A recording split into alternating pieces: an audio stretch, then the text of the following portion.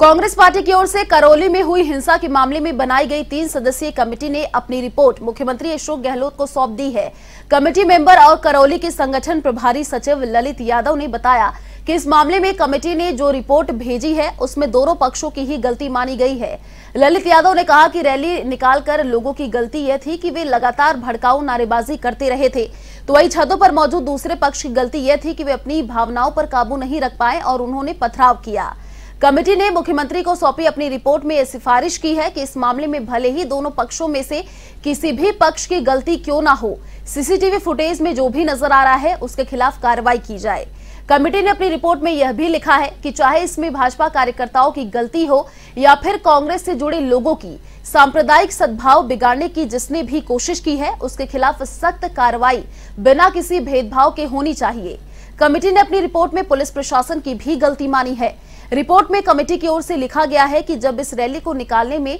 Loudspeaker की permission नहीं थी तो फिर रैली में लाउडस्पीकर कैसे बजा, और जैसे ही लाउडस्पीकर बजने लगा पुलिस ने इसे रोका क्यों नहीं। कमेटी ने कुल 39 दुकानों को नुकसान होने की बात कही है और इन 39 दुकानों में से ज्यादातर दुकानों का स्वामित्व तो हिंदुओं के पास था, लेकिन उन दुकानों को चलाने वाले किराएदार मुस्लिम थे। अब कमेटी ने इन लोगों को मुआवजा देने की बात प्रशासन को कही है। आपको बताते हैं कि कांग्रेस पार्टी ने कांग्रेस उपाध्यक्ष डॉक्टर जितेंद्र, कांग्रेस सचिव और करौली प्रभारी ललित यादव के साथ ही विधायक रफीक खान की एक कमेटी बनाई थी, जिसने कल हिंसा और आगजनी वाले क्षेत्र में जाकर अपनी रिपोर्ट तैयार की है।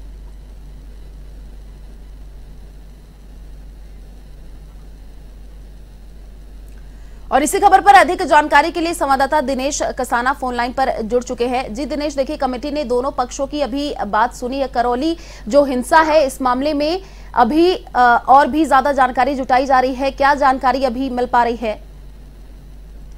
देखिए करौली में जो उपद्रव हुआ नव संवत्सर पर जो रैली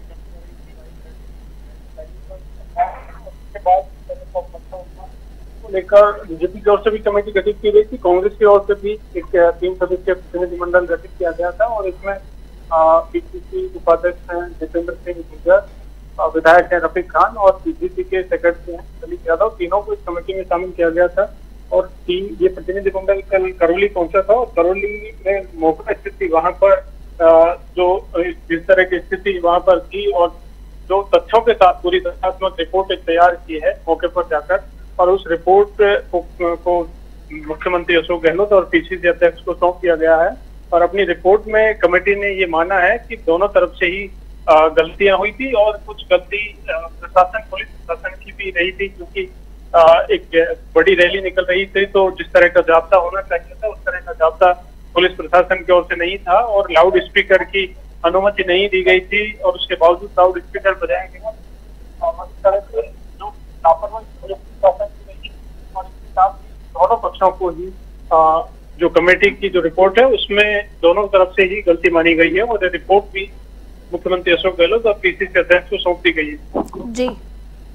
जी शुक्रिया दिनेश तमाम जानकारी साझा करने के लिए।